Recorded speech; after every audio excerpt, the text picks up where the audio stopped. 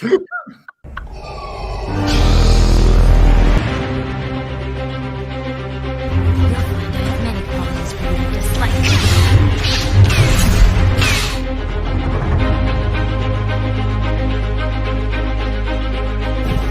vengeance.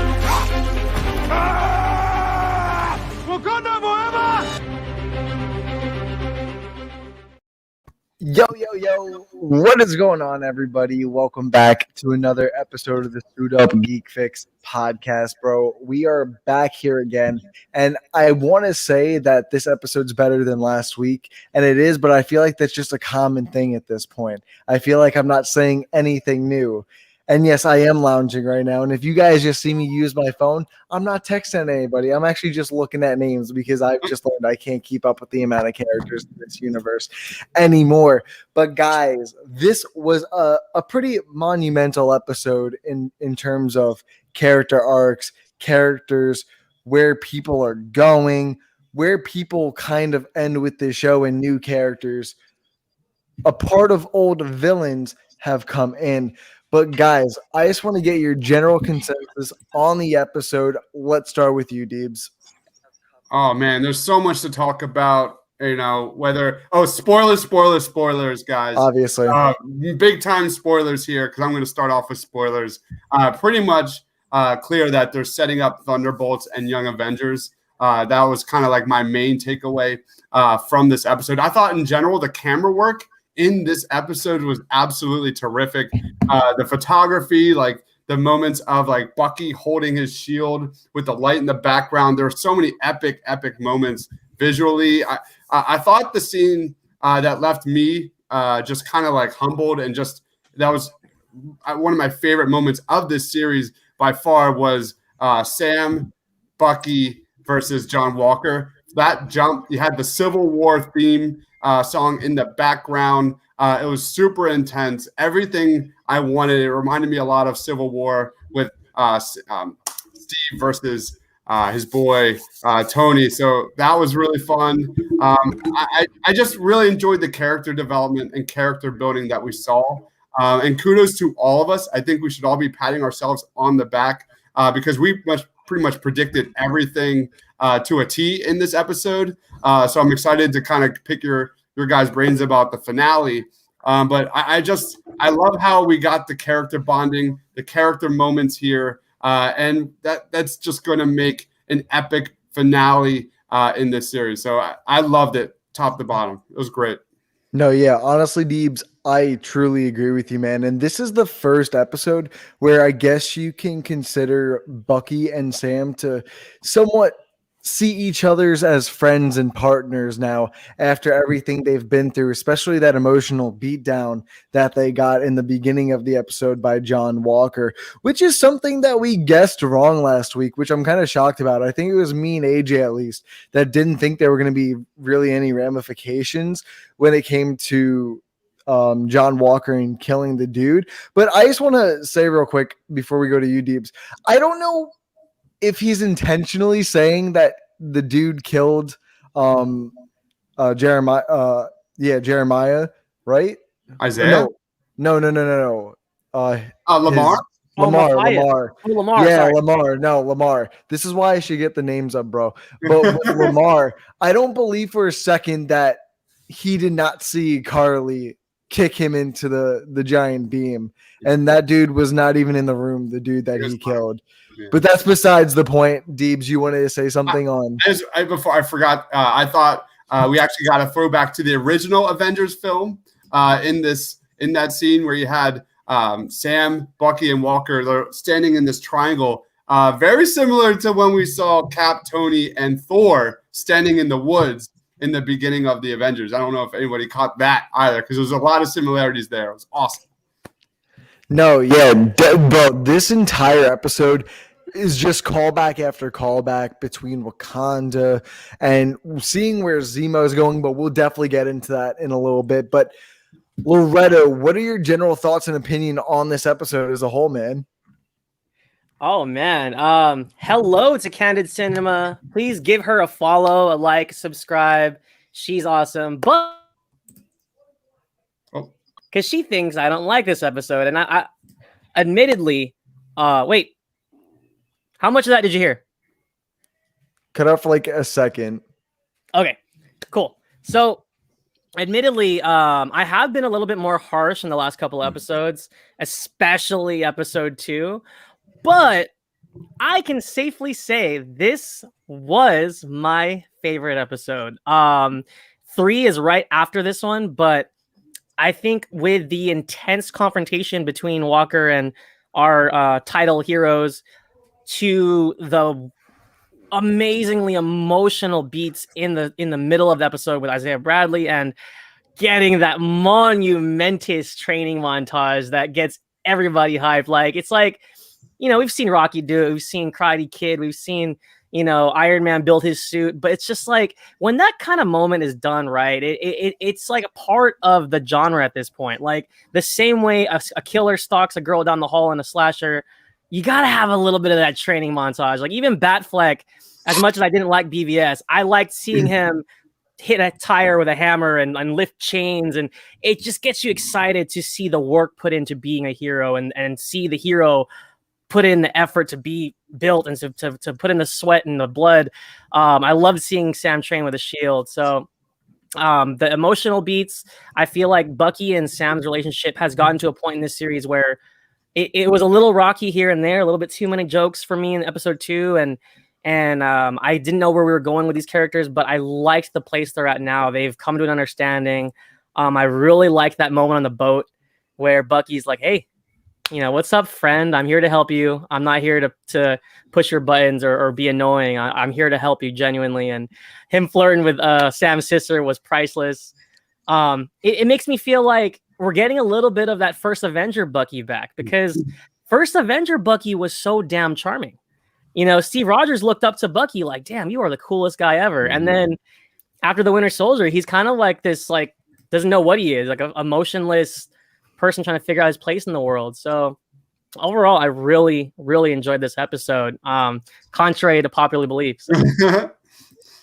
Yeah, dude. Honestly, you hit it pretty much nail on the head with that thing, with the whole training montage, dude. I really enjoyed when him and Bucky were having the conversation, and he was kind of just casually throwing it on the tree and just catching it. I forgot the name of that toy, but it's the ping pong ball that's like strapped to the paddle, and you gotta pat it like that, and you try to go as long as you can. Just instead of that, it's just with the shield in on a tree.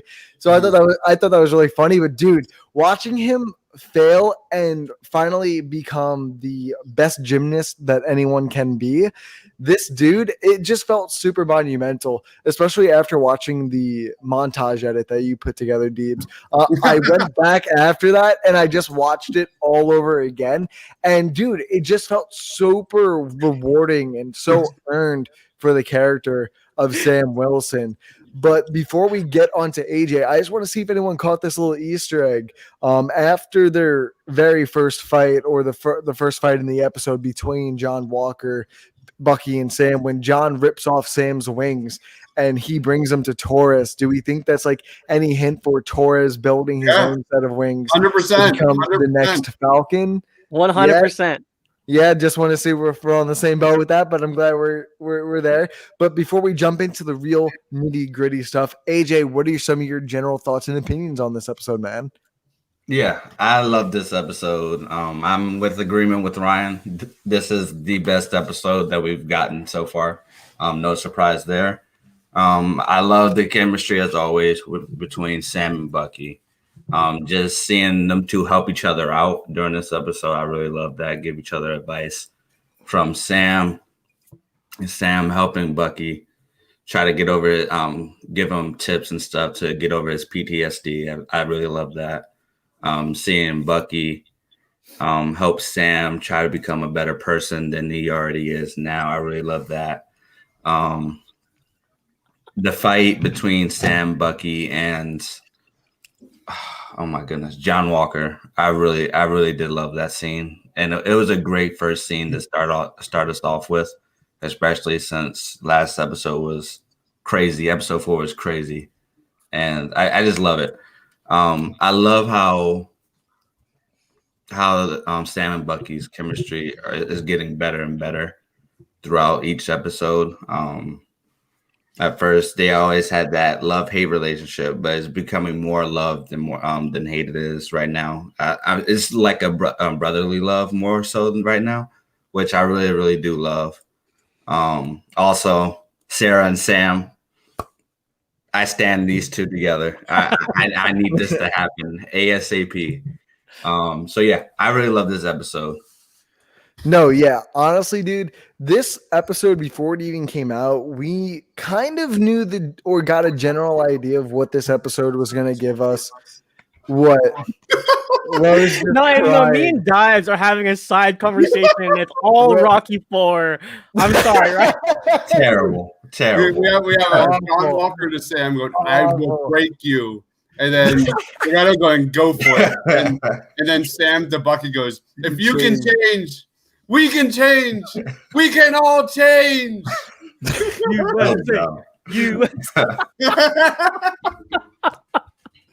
Bro, just making your own little side fan stories up as we go along. I'm sorry. Please continue, Ryan. I'm sorry. Nah, dude, it was great. It was great. But man, this episode just gave us a lot of different things between a surprise character that was surprisingly enough an actual surprise character this time and didn't turn into a boner joke at least. But without that to say, dude, this hit all the emotional beats. One thing I really appreciate about this show that I was worried going in, I wasn't sure how they would do it if they were deciding to go that route, but I'm very glad that during this entire season that they never lost focus of Sam becoming Captain America or the next Captain America, even between the conflict between him and Bucky. Bucky's problem is more with the shield itself and not wielding it, more about what it means. Are you guys still just going at it? No, Justin was like, Ryan and AJ are so disappointed. Bro, honestly, pretty typical, pretty standard. I'm just shaking my head. Honestly, like just a little bit, man. Just a little bit. But I want to get all your opinions because I want to gloat a little bit. Now that you guys are having fun, I get to gloat a little bit. If anyone watched last week's episode, a little someone that goes by the name of Ryan may have guessed that Hydra would have came back into the picture and maybe would have convinced John Walker to join Hydra and become U.S. agent. But you know what? I don't think it's Hydra. If it was Hydra, then we would have gotten a logo or a symbol of Hydra within that card. What I personally think is that they're going to bring in Leviathan. That's going to replace Hydra. 100%. So that's what I think. Either it's going to be Leviathan, or they're going to switch it up a little bit. You know, Ryan, I thought you were right though. I'm not really familiar with the character or that group, but I thought you were right. I was like, oh shit, Hydra's back, bro. Everything literally leads to Hydra, but that's just me.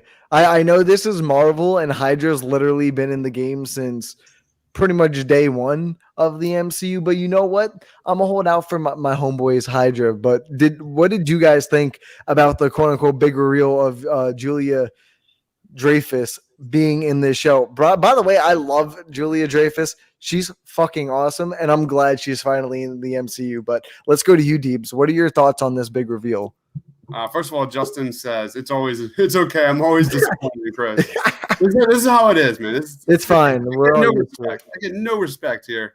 Kyle says there's another episode. Absolutely could be Hydra. Hydra's definitely on the table. I would like to see them go in a different direction. What if she's a Skrull? But the reveal was really cool because I did not expect it. We talked in our last episode. There was apparently a big reveal. I did not expect it. I thought Sharon was going to be the power broker, although it didn't explicitly say Val is the power broker. I think we can pretty much assume that she is in fact the power broker. I was really just happy. She's kind of like this evil Nick Fury that's going to start building from the ground up the Thunderbolts, which I find really fun. She's just going to steal every single scene. And you know, she's got that kind of comedy yet maniacal like craziness that you're going to just fall in love every little bit. I enjoyed it because like I see her as Elaine. Every single time I see her, she will always be Elaine Bennis dancing crazy like Like, you know what I mean? Or dancing, like going into Jerry's apartment. So I really enjoyed it. I thought she definitely was having some fun. But clearly, this is building towards the Thunderbolts. If I had to make a prediction right now, I'm telling you guys, it's going to be her visiting Bucky in Wakanda or the Raft or wherever he may be at that time. And they're going to start building this Thunderbolts roster. So I don't know. U.S. Agent is definitely the first recruit. Yelena could probably be on that list. Abomination is definitely going to be on the list very, very soon. So it's going to be really, really fun. This is our first look at the MCU building a super villain TV show or film. So I'm excited, man. I thought Val killed it. No, yeah, honestly, super excited to see where she goes. But Loretto, go ahead, man. You're getting a little itchy, just two quick things. It wasn't as big as I thought it was going to be, but it was a pleasant surprise. It was an actual surprise, which I'm happy about. Exactly. You know what I mean? We've gotten so many smoke screens from Marvel actors and producers or writers, whatever. Like, oh, watch out. And I hate it. But this was actually a pleasant surprise. Julia Louis-Dreyfus is awesome. But here's my thing. I don't think it's clear yet because I thought it was interesting that when Sharon Carter was on the phone, I could have sworn she was on the phone with the French dude, yeah. With George St. Pierre. What's his name? Bartok. Dude, you had it, yeah. Martor. So that gave me the impression that Sharon was the power broker. So I think it remains to be seen what is actually happening here, because if Sharon Carter had Bartok in the very beginning, she's been kind of behind the scenes, and I'm kind of curious how this plays out next week. So. She's 100%, working undercover to kind of figure out the inner workings of the power broker or the flag smash. She's definitely working some sort of angle, I think, whether that's for Sword, and that's eventually how she's going to get her freedom back. And but quickly, Dibs, Sam disrupted Sharon's mission with Bartok, so it makes me wonder what was her end game there. So yeah. I think it remains to be seen. It will hopefully we find out next week.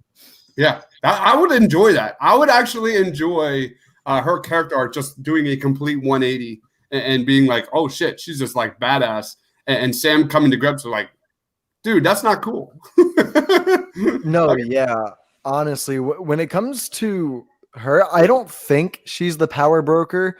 I don't think Sharon's the power broker because I don't think they would have been as subtle with the reveal of it if it was her. You know what I mean? It was kind of a quick line. I don't want to think or really think that it was too much of a reveal, or at least a Marvel reveal where they do something overly dramatic, like zooming in on the face, like they want you to know that this person's the bad person. I definitely agree with Deebs. I think she's working a few angles. I think she's helping Sam and Bucky, but she's also got her own side thing going on at the same time that kind of corresponds with the route that they're going. So it looks a little less conspicuous when she's going around at all. But AJ, what do you think? You look in like deep thought. Sorry, I was looking at the cast of Black Widow. Because I'm pretty sure that she was supposed to be in Black Widow. Yeah, I think I'm pretty sure that Valentina is in Black Widow as well. Yeah. So not only is Black Widow going to focus on Natasha's past, but we already know that it's going to focus on the future of the MCU. So we might get. This is why I don't believe that's Hydra. I think it's going to be another organization, Leviathan, or whether they create the Thunderbolts or whatever. Yep. I do believe that we're going to get them within Black Widow. That way it'll have us be teased a little bit for the future of the MCU, like Hawkeye or any other. If they really wanted to, they could like tease it being like virtually being built from the ground, because that movie takes place in 2016 at that point. So they're already 7 years ahead. So I don't think movie? Black Widow takes place in 2016. So they can build like the foundation for Leviathan without explaining where they were this entire time. You know what I mean? Yeah. Yeah. I think that's definitely what I think they're going to do. They're definitely going to use the blip to kind of allow them to put certain aspects into the story without much explanation, which is perfectly great and fine. But dude, I can't wait to see how this entire thing comes to a conclusive end. I can't wait to see where people go at the end of this episode. What was it? Baron Zemo in this episode got captured by the Wakandans, and now he's a Wakandan prisoner, which is obviously gonna lead into Black Panther 2. I don't think he's gonna show up anymore in this episode. I think we all pretty much called it.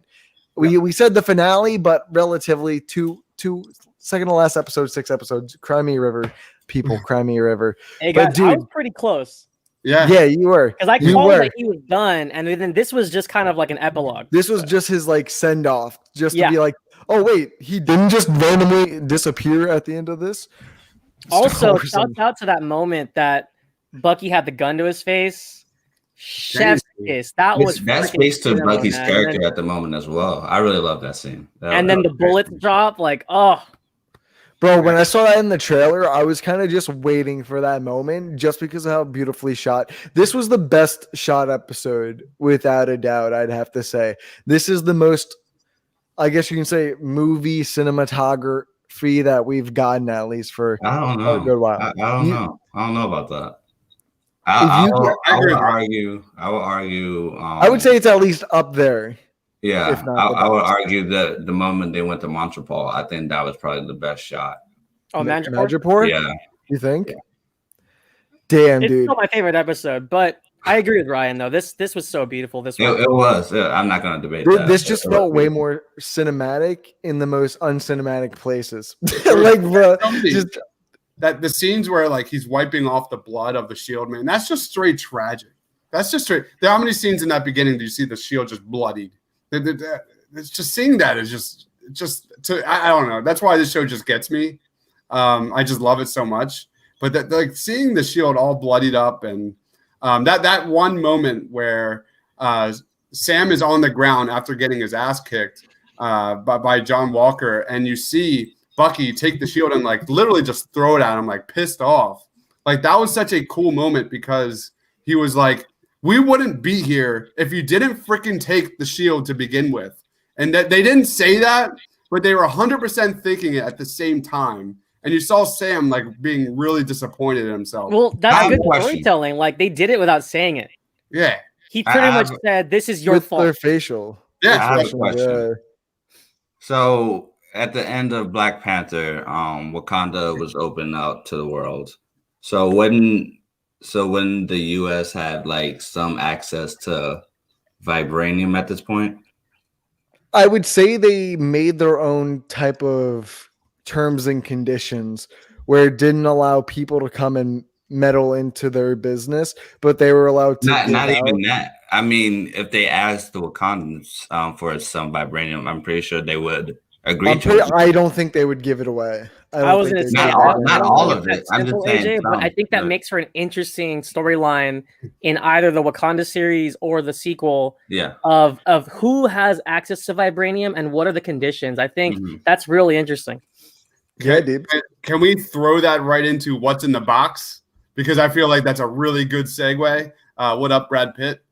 Because I would love to see like what if there's even some of the herb in that box for Sam there. But what do you guys think of the suit? What do you guys think the new Captain America suit? Is it going to be like full vibranium? What are you thinking? I am hyped. I feel like it's full Captain America Falcon suit, Cool. vibranium wings. It's got to be vibranium because he's not taking the serum. I Well, think that is a Well, That's I lot. think that they're not gonna put this thing in a Wakandan box and get us like antsy for no reason. I think they're giving him the works. Like they're giving him the Yeah. Tony Stark treatment, and Sam is Tony Peter Parker Stark this one. treatment. I like that. Nah, dude. No, because honestly, Sam is Peter Parker with the box. Yeah, like, yeah. oh, I here like we that, go. you got to think like it's also been 8 years. 8 years have gone by, and you got to know like Shuri's probably like dying to make a new suit for somebody. But she loves sure he's black. done- I don't he's see done, like, her fixing making it. a red, white, and blue suit. She loves black or dark gray. Well, what if we get a hybrid of Cap's covert suit? Oh, yeah, that's true. Yeah, yeah. I want that. That's it. I need I that. love that. I God, love oh, that. that'd be I love that. dripping like wet. Like, oh, that'd be sick. Now, what if they use the scale suit from Captain America to represent as a falcon with wings? I You like get that. it? Are we getting? Yeah. Are we I getting? like that actually. I like that. Are we Yeah. getting vibranium wings and like a Yeah. shield? Like what I are think our 100% after his wings got torn off, I think he's Yeah. getting vibranium wings. vibranium wings, vibranium suit? Let's go. Yeah, so he's gonna get vibranium wings simply just so he can stop fixing it. I think he's tired of fixing those wings because every time he fixes it, he just sounds angrier and angrier. So just for his own mental health, besides everything, I would just give him new wings alone. Now, Also, on It that, might be mentality, it, because it he might uses be the wings Red as a Wing. shield It might and be as a Red Wing. weapon. So it makes sense. say Vibranium that red again, wing? Lem? Yeah, Dude, vibranium Well, Red I Wing. mean, Yeah. in terms of practicality, because he uses the wings as a shield, but he also uses them as a weapon. If you remember in Endgame, he stabbed that he big ass stabbed. thing. Yeah, he stabbed him. Yeah, So and what I liked, I think it was in this fight in today's episode, or maybe it was last week when he used the jetpack to burn John Walker to get him off. I'm pretty sure it was today's episode. Jeez, it's been a long day already. Don't mind me. But guys, holy crap. There's something I really do want to talk about, and that's Isaiah Bradley. We were talking about this last week and the week before. We were talking about how we thought his storyline was going to kind of get interwoven into the main plot, and to see if it'd really go past the Falcon and Winter Soldier season 1, possibly into season 2 if they do that. But regardless, man, it is a tragic story. I don't know if you guys got the feeling when he was telling the story of going back for his men, it seemed like exactly what happened in the first Captain America if he failed the mission and if he was an African American and his country didn't want to save him. That's absolutely tragic that they take the exact same story beat for beat of what happened in the first Captain America film. They flip it on its head and give it an African American Captain America, and they still just let them all die except for Isaiah Bradley. But technically he is dead to the law and the government, but he will always be dead inside. I want to get some of your thoughts and opinion on what you thought about this. Deebs, go. You seem super tired. Yeah, go, man. I mean, you nailed it, Ryan. Like what happened to Isaiah Bradley is tragic. You nailed it. Like what happened with Steve, and he rescued his friends and his soldiers, and this guy was celebrated. And then you look at Isaiah Bradley, and he was thrown in jail and experimented on. This dude's anger is so freaking justified. And I loved every bit. This is like he stole the show in episode 2, and in this episode, he again stole the show in episode 5. I'm really glad because I think this is definitely also laying the foundation for Eli moving forward in Young Avengers. I think Patriot is completely. I think that's a lock. I think Patriot is happening 100% now. I think Kevin Feige's definitely going to keep going with that. So yeah, I'm also glad that. What was the quote that like no self-respected black man would ever become Captain America? That was a really powerful statement. But I'm also glad that Sam kind of like took everything that Isaiah Bradley said, and it didn't stop him from trusting the government, and he didn't harp on the past, and you see him, he's still going to keep fighting for the future. There was one nod. I forget what his quote was. He was talking to Sarah, like, I've been doing this for so long. I'm not going to stop fighting. That was also a direct nod to Steve Rogers saying, I could do this all day. And I thought that, and just another similarity in the bank between Steve and Sam there. So I loved it. Isaiah Bradley, I forget what the actor's name is, but he's terrific, man. He needs to be more heavily focused on, because you talk about gray areas and how fantastic the show is at celebrating the gray area between a hero and villain. He's right in the center of that. And it's just, there's nobody wins in this show. There's no winning. Everything is tragic. Everything is gray area. And I'm really enjoying it. Isaiah Bradley, man, bring on Patriot. No, yeah, totally. Isaiah Bradley. Personally, depending on how the season finale goes, I can see them either dropping his character and him in total after this season, but then after this episode, depending on the finale, and I can see them also kind of pushing it forward into maybe a season 2 if they do decide to do a season 2 of this, or maybe even give him like cameo roles to help him guide Sam in being the first African American Captain America, and let him be the person that Isaiah never got to be because it was a much different world at the time. But enough of my jibber jabber. Loretta, what are your thoughts and opinions on the whole Isaiah Bradley stuff? Literally, that's one of the reasons why I like this episode so much. That aspect and say, a lot of MCU what do you call it, detractors or whatever, haters like to point out the fact that, oh, it's for kids, it's all humor, it's this and that. This is like kicking dirt in the face of all the haters. Like, oh, really?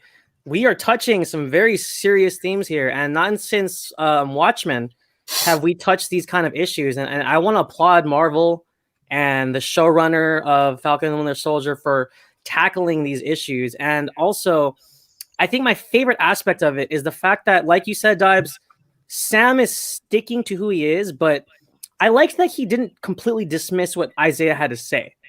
He looked at him fully as a person and said, you know what, I understand why you're mad. But he's also like, you know what, like he didn't say it then, but in his actions, he's saying, let me show you why a black man can be Captain America. He understood the hate, he understood the negativity, but he's harnessing that and showing the world right now he can be Captain America and be a symbol for black people in a positive manner. And that, my friends, is just beautiful storytelling, in my opinion. This is Anthony Mackie's best episode, and he showed it with his counseling of Bucky, and especially with his conversation with Isaiah. Guys, what if let's just imagine if the Captain America show happened of him traveling back in time, delivering the stones back to their proper places. Let's say that rumor was true, right? What if one of the episodes was him running into Isaiah Bradley, and they did like a buddy cop team up, and it was a completely alternate timeline in which Isaiah Bradley did feel confident enough in taking up that mantle. You know what I mean? Just a crazy thought or epiphany I kind of had as we were talking about that. Loretta was like, God damn, this motherfucker's right. Well, I'm just thinking like that would be fun, but what if at the end he gets in trouble for their mission or something? Like it's all good until the end, and then Isaiah gets locked up, and Steve's like, "Oh, what the hell?" Like, I think that'd be fun. Definitely. And it'd be really tragic to see. Definitely. AJ, what are your thoughts and opinion on the Isaiah Bradley stuff in this episode? I've been thinking about this a lot, actually. The conversation with Isaiah Bradley and Sam, it made me think about how the first election for Obama becoming president. It gives me the vibes of like the pressure that Obama went through for being president, because being the president is already like a negative connotation around. Is already a negative connotation around that, much like Captain America for Black people. So I really like those comparisons, but the talk between Isaiah and Sam, I love how different they are because of their experience. You even hear Isaiah say that he was just like Sam back in the day. He was optimistic, he was happy, and all of that, and then just everything just gone away from him. No one had hope. No one gave any care in the world for him. So that's one thing that I saw, and to him saying that they erased 500 years of history. That was just, like Lo said, that's powerful storytelling at its best, I feel like. And to just see that pain and anger in his face throughout the whole sequence was just amazing. And just to see how Sam reacted to that moment, he was like, oh shit, he's right, and all of that. And that just made him think throughout the entire episode after that, like, should I become Captain America? And then later on in the episode, you have Bucky come in and his Sarah being in there as well. It just reassured him that he can change things. He wants to change things while being Captain America. He wants to do something different that Steve didn't do.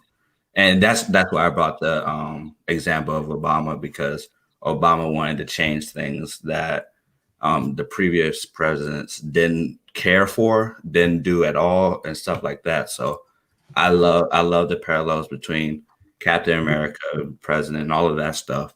And yeah, that whole sequence probably was the best part in the entire season. So that's it for me. What was the moment where like he gave his whole backstory to Sam, and then he was like red, white, and blue, and like pledge allegiance to that, brother? Like that was such a powerful. Yeah, it was he was like, they erased 500 years of history, and he said pledge allegiance to that, because that is the truth that nobody wants to accept. So it's crazy. It was a crazy moment. The name of the episode was Truth. Yep. Yeah, definitely. They weren't lying when they said this was the most emotionally impactful episode that they've had in their case. And man, the Isaiah Bradley stuff is super powerful, like everything you guys pointed out. And it's in a time that is very dark for everything, and it's a message that needs to get out now. So this is the perfect time for this show to come out, with the just like the vocal limit of Marvel and Disney alone is huge. But other than that, I want to get into some theories, guys. We're getting to the end of the season, and we got to get into this. We didn't get as many as we did with WandaVision, unfortunately, for actually everyone's sake and my mental health a little bit, but it seems like Lowe's getting a little rough down there, bro. So why don't you go? Quick before we move on? Yeah. I want to give a quick shout out to the GOAT Movie Podcast, guys. Follow, subscribe to GOAT Movie Podcast. These guys are awesome. We did a collab with them. Angel, the showrunner of that show, whatever, host, he actually brought up the fact that this episode paralleled real events, in that the U.S. government was injecting the Tuskegee Airmen with syphilis and just trying to see what would happen to them. And I thought that was interesting that, when Isaiah Bradley got the serum, they told him it was tetanus, and it has real life parallels. I just want to call that out. GOAT Movie Podcast is the ones that get the credit for that. Just another powerful moment for the MCU. And I want to say one more thing before we move on to theories. I just want to touch on that moment between Bucky and Steve, that conversation they had there. Again, one of the best parts of this season. Isaiah. No, I'm talking about Bucky and Sam. Okay. When Sam talking to Bucky in 5 minutes was probably the best advice he's gotten in 5+ years from any single therapist. I thought that was a really strong moment for those two characters. And I also love the moment where Bucky apologized to Sam, because Sam was getting shat on pretty much all season long. And I thought the moment when Bucky apologized to Sam, not admitting that he had no idea how he could understand how it would feel for a black person taking up the Captain America mantle, that was just a really riveting moment. Even he even said Steve, myself, we had no idea, and that was just an awesome moment, man. No, yeah, this show just pulls at so many different emotional chords, or at least this episode in particular, just because I feel like a lot of these things happening within this episode are pretty relevant to what's going on today in the grand aspect of everything, especially when you think about borders and stuff like that, especially in a COVID world and stuff like that. So I definitely think it represents more of the world than we really think, and I think that gives it that much more appreciation at the same time. Now thinking about it, I think that there's no way his suit is red. It was definitely black primarily. Yeah, honestly, I do agree with Justin here as we keep talking about the true meaning of American being Did we American. get foreshadowing? Did we get foreshadowing Remember, I already said this though. I said that it was going to be primarily black because Sherry loves black regardless. yeah, She wouldn't do red, white, and blue. remember in episode 1 or 2 when the kids ran up to Sam and they were like, "You're a Black Falcon, right?" What if that was the suit color? That I just figured that the color. He'll have like a black Captain America tactical suit, but then each individual blade on the wingsuit will just be red, white, or blue. So it's just like fucking American. But you know what? I still look fucking cool at the same time. But honestly, I'm really, just to go back to the whole costume talk for a little bit, I'm really curious to know what his costume looks like, because in the comics, it's pretty much just the Captain America layout smacked onto the Falcon's wardrobe, and I don't think that'll work in today's era, so I'm curious to know what they do. Deebs, were you going to say something before we get on to spoilers? No. I saw you go towards the camera. I thought you were about to say something. For the suit though, I'm definitely fully on board for the Winter Soldier Captain America suit, but make it black. Just like make it like black, gray, and white tones would be nuts, man. I would die. I would die if that happens.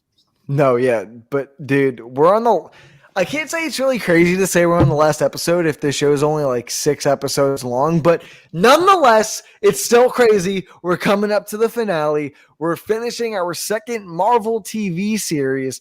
And dude, every time we talk about these Marvel TV shows, it's hard not to talk about the other films just because of how interconnected everything is at this point. Do you think we're going to get a surprise cameo from anyone, big or small? We know Black Panther's not going to be in it. They've confirmed that. Yeah, Deebs, go ahead, man. I think General Ross is a really good bet, whether that's a post-credit scene or something, because they've been establishing Thunderbolts here for the last couple episodes. So Ross, I think Ross is definitely in play. I think who's the guy that played Abomination? I think that is also in play. Tim Roth. Tim Roth, yeah. I think Tim Roth could, maybe Val visiting Tim Roth somewhere could be definitely in play, because that's going to be, we know that's confirmed in She-Hulk.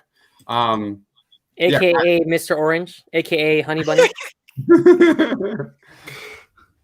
Nah, so I think at the end of next week's episode, to be honest, I think we're going to get like the John Walker kind of Captain America reveal sort of thing we got this week with the mid-credit scene. Just this time he's in his full attire or whatever his Mark 1 version 1 of his outfit is, because man, that shield he was making, I don't know who was going to tell him this, but that shield ain't shit, bro. I'm sorry. That thing is not doing anything. Bro, it's the size of a Frisbee, and it's made out of just plain steel, probably cemented together. Like, bro, do you not know what you've been carrying this entire season? Like, I bet you they're going to make it overpowered, too. I bet you they're going to make it overpowered. Bro, like, nothing can destroy it. Powers. That was the only thing I didn't like about this episode. I was like, what the hell is he making? That ain't gonna do shit. Yeah, if I really had to criticize the show, I don't know. Like, this dude is clearly like mentally he's smart, but after watching what's gone on this season, I can't really justify that too much at the same time. But knowing what he's done in the past, I don't think he's a stupid dude. I definitely think he knows he's doing something wrong there. He definitely knows, I'm in a fucking TV show. You know what? I gotta look like I'm a supervillain now. But honestly, do you think we're gonna get like a Leviathan Hydra type of reveal of what? Ryan, What? Your audio, bro. Yeah, put the mic down. What happened? It's getting really loud. Maybe because I was screaming and it pitched. Okay, my bad. You know what? I've been going off. So does anyone have like any theories for the end of this season or next episode that they think is going to happen? I think the most interesting storyline that I'm watching is Sharon Carter's involvement with the finale. I'm excited to see how that falls or plays out a little bit. I definitely think this whole season has been about Bucky and Sam coming together as friends, and I think they're going to work together 100% to take down John Walker. So I don't even know where this leaves Carly. There is so much on the table in this last episode that they need to figure out. I agree. No Zemo. I'm just really excited for Sam just to get his moment. I'm really excited for Sam, almost like Scarlet Witch got her moment in the final episode of WandaVision. I think that's what this is going to be. You have so many redemption arcs happening all at once, from Sharon to Bucky. Like, could someone die? I don't know. But for me, it is Sam. This is Sam's moment next week. This is Sam's moment. I'm just so excited. Yeah, definitely next week. I can't wait for the big superhero reveal that they did for Wanda just for Sam, this time of him in his fully new suit. He's got his wings out. He's doing that little thing with the shoulders, looking like he's trying to just get adjusted to it. Like, yeah, dude, I'm a fucking badass now, as if jumping off helicarriers, like swan diving backwards, just randomly a few 100,000 feet. That's not even possible, but you know what? That's completely besides the point. Honestly, I'm really feeling nervous for Sharon Carter this season. We all know she the boo, and I'm afraid they're going to do her dirty again because ever since the third episode, I've not been seeing enough of her. I've not been hearing enough of her. And if they make her the villain, you know what? If it causes her to get more screen time, make her the fucking villain at this point, Kevin Feige. You know what? I'd let her win, honestly. But you know what? I'm not going to get into the simping here. But does anyone have any – what? You already crossed the line. You'd let her win, bro. You crossed the line. Bro, no, I didn't say that. What are you talking about? This might be recorded, but I definitely didn't say that. What are you talking about, Loretto? Gosh, you're always just judging me, bro. But guys, it feels really weird with this show. I just thinking about how different this is compared to WandaVision is I feel like with WandaVision, dude, I remember us every morning we'd be just like, bro, I got a new theory. You know what? It totally goes against what I just said last week, but you know what? I got it this week because this is a completely different episode.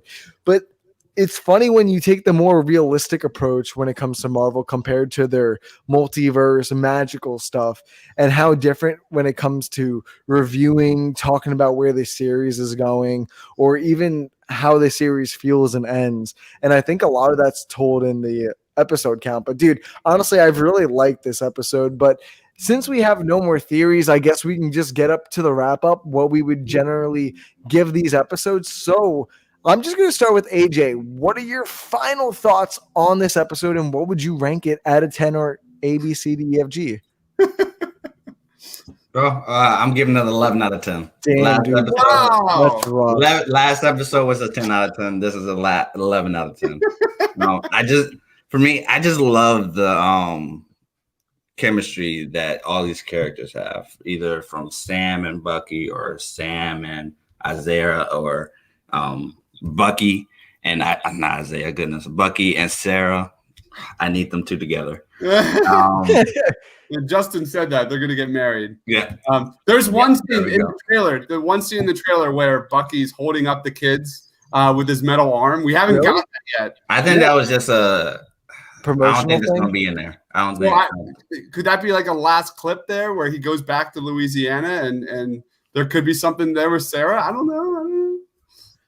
Nah, let's hope. Him and Sam are just him and Sam are just so close now. They were just the Bucky and Steve, just this time Bucky and Sam. That's going to be the real relationship. Yeah. Not Sarah and Bucky. No. Bucky and Sam.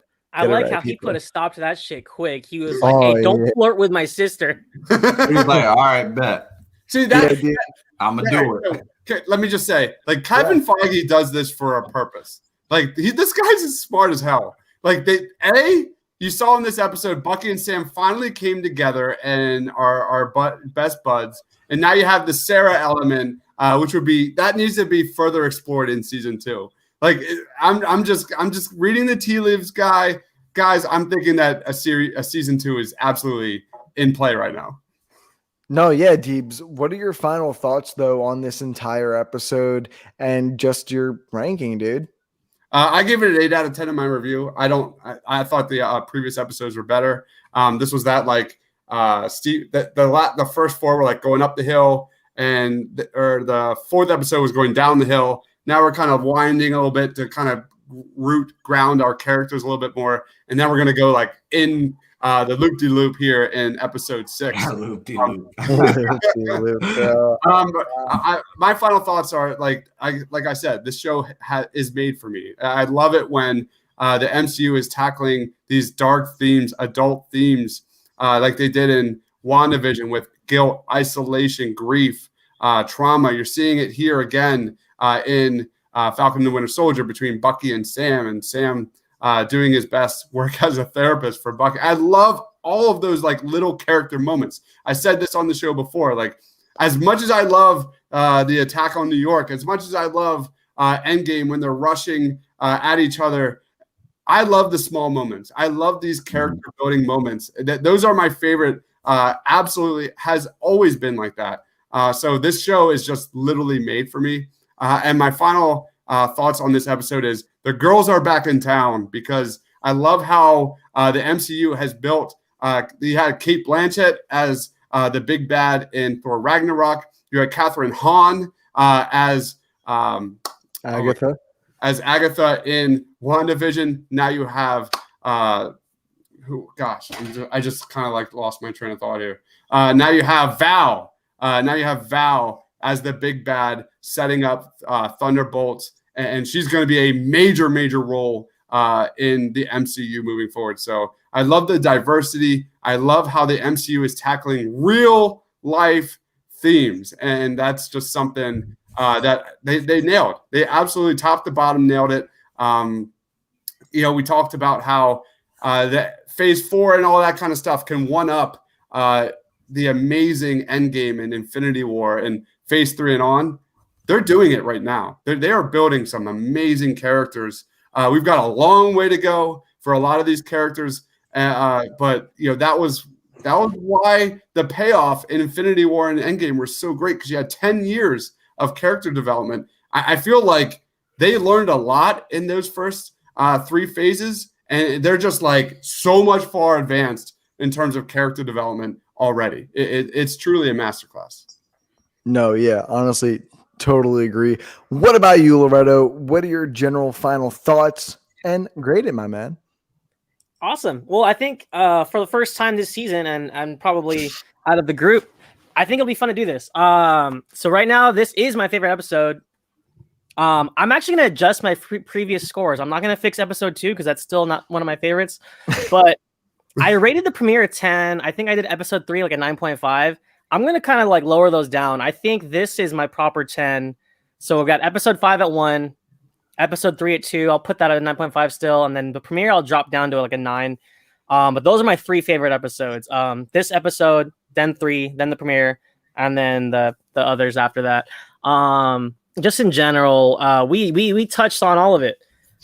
Julia Louis-Dreyfus, what an awesome moment to see her back in acting, because I feel like when was the last time she did anything? Veep. It was Veep.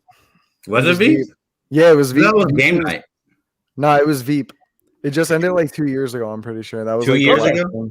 Yeah. Okay, so I wasn't familiar with that. I remember her from Seinfeld and some of her previous work in like the 90s and stuff. But what a pleasant surprise. Like Dibes said, the MCU is really doing a fantastic job of just getting like A-class, like A-game talent. Christian Bale, Jonathan Majors, now Julia Louis-Dreyfus. Like the next upcoming phase, I know they don't want to do phases anymore, but this next coming era of Marvel is going to be really fun, with Kang upcoming, and possibly Doom, and possibly whoever else they bring in for the X-Men side of it. So the future is bright. I don't think that they can one up Infinity War and Endgame just yet. We're not there yet, but at the same time, I agree in a sense that what they're building towards could possibly do it. I just think that let's not get too far ahead of ourselves. I think we should just enjoy what we got, and I think what we got is some great content, and we got more coming with Loki, with Hawkeye, with She-Hulk, with Miss Marvel. It's actually kind of almost overwhelming. Like people want to downplay the fact that we didn't get any MCU content last year. We're getting a whole lot of content now. It's like they're overfeeding us now. So it's like, oh snap, here it comes. So it's gonna be a whirlwind from this point in terms of MCU content, and I'm excited for the future. You look at like the character development of like phase 1 and 2, like for me at least, like the end of phase 2 and phase 3 is really when they just like went they crushed it. That's when you got the Russo brothers, and it was just everything is history after that.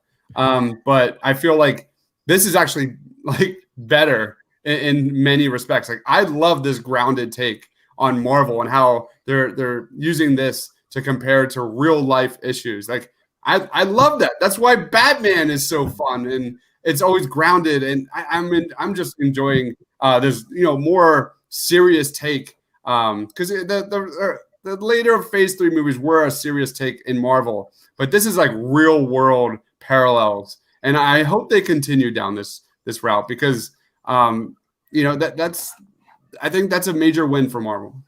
I actually have a question. Yeah. Am I right to say that because WandaVision and Falcon and Winter Soldier are so like enjoyable as it is, are we getting more and more excited for these upcoming projects that maybe we weren't? 100%, 100%. Oh, dude, yeah. Oh my God. As the days go on, I'm getting more and more excited for Miss Marvel. I'm not gonna lie, the Avengers game put a bad taste in my mouth. I really wasn't looking forward to another version of that, but I sat back, relaxed. I'm like, oh wait, it's Marvel and Disney, not Square Enix. So you know what? She's not gonna get a bad interpretation and stuff like that. But you guys honestly hit it over the head. You guys hit every plot point that I wanted to hit. But just to add on a little bit, it's just crazy. You guys were just saying how long this has been going on. Now we're in the part where phases aren't even a thing. It's just where Marvel's going because we've got so many projects. It's just so hard to contain them into these different quarters, I guess you can say, or different catalogs of the MCU. That's something I'll always cherish. And it's even crazier to think now we're seeing secondary characters being put into primary character roles. And that's not something you see very often. And not only do we see it not very often or as frequently, but we never get it built up as long as the MCU is doing it. I mean, they've been building on Sam becoming Cap since day one in 2014, dude. In our timeline, that's 7 years. In their timeline, that's 9 years, dude. That's a shit ton of time. And to see that unfold in front of us and to see someone that clearly deserves it is obviously going to get it. It feels fulfilling and it gives me that much more confidence to kind of wrap it back around to where this conversation started with. Marvel can pretty much do anything and they're adding excitement to these characters that one we've never even met before. We're just going off of basic comic book and internet knowledge. And they're selling us on these secondary characters that have never been the primary focus or haven't really been a focus whatsoever, leading their own shows and eventually their own movies. It's going to seem like it's happening too. But you know what? Hats off to you, Marvel. Kudos to that. I can't wait to see how they end this series or season, depending on next week's episode or whether they confirm it or not before next week's episode. I'm going to give this episode a 9.3 out of 10. All these episodes are great, but this one really hit the emotional core that I think a lot of us have been waiting for. This season has been building up between the angers between Bucky and Sam, with Sam giving up the shield, with Bucky getting mad at Sam for giving up the shield, with Walker taking the shield. The shield causes a lot of problems, but you know what? Daddy Sam has got the shield now, and he knows he's never letting it go. Guys, wow, what a great episode. We got the finale next week. Don't forget to follow us, the Suit Up Geek Fix podcast on Twitter to stay up to date with our weekly shows and our giveaways whenever we're doing them. And without a doubt, guys, there's nothing else, right, that I'm forgetting? Okay, double checking because that's happened once. But you know what? Thank you guys so much for joining us on this week's episode of The Falcon and the Winter Soldier. And we'll see you on the next one. Peace!